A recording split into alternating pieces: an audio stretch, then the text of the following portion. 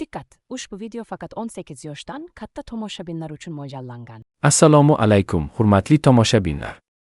Bugungi videoda sizlarga BirXBet platformasida ro'yxatdan o'tish jarayonini bosqichma-bosqich tushuntirib beraman.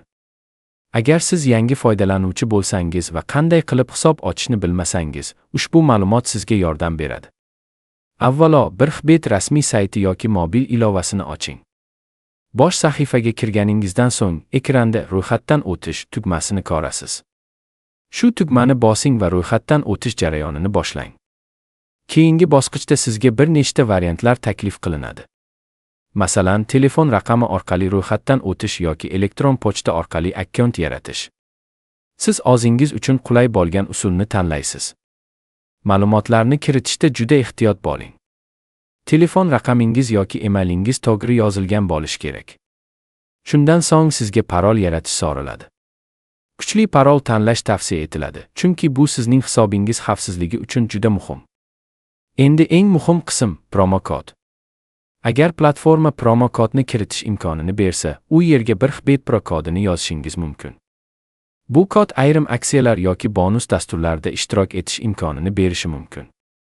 Lekin har doim esda tuting, bonuslar va ularning shartlari platforma tomonidan belgilanadi va vaqtga qarab o'zgarishi mumkin. Ma'lumotlarni to'ldirib bo'lgach, ro'yxatdan o'tish tugmasini bosing. Shundan so'ng sizning telefon raqamingizga yoki elektron pochtangizga tasdiqlash kodi yuboriladi. Ushbu kodni kiritib, akkauntingizni faollashtirasiz. Tasdiqlashdan so'ng siz shaxsiy kabinetga kirishingiz mumkin bo'ladi. Bu yerda siz profilingizni to'ldirishingiz, hisob sozlamalarni o'zgartirishingiz va platformaning barcha funksiyalaridan foydalanishingiz mumkin.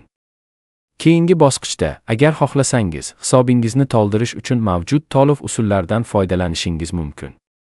BirXBet turli xil to'lov tizimlarini qo'llab-quvvatlaydi. Shuning uchun sizga qulay variantni tanlash imkoniyati mavjud. Shuni ham alohida ta'kidlab o'tish kerakki, har qanday bonus yoki promo kod bilan ishlaganda uning shartlarini albatta o'qib chiqing. Chunki har bir aksiya o'zining maxsus talablariga ega bo'ladi. Yana bir bor eslatib o'taman, ro'yxatdan o'tish vaqtida promo kod maydoniga BirXBet Pro kodini kiritishni unutmang. Va nihoyat, muhim ogohlantirish, sport tikish va qimor o'yinlari moliyaviy xavf bilan bog'liq bo'lishi mumkin. Har doim mas'uliyatli yondashing va faqat yo'qotishga tayyor bo'lgan mablag' bilan harakat qiling. Videoni tomosha qilganingiz uchun katta rahmat. Agar ushbu video sizga foydali bo'lgan bo'lsa, videoga like bosishni va kanalga obuna bo'lishni unutmang. Keyingi videolarda yana ko'rishguncha, xayr.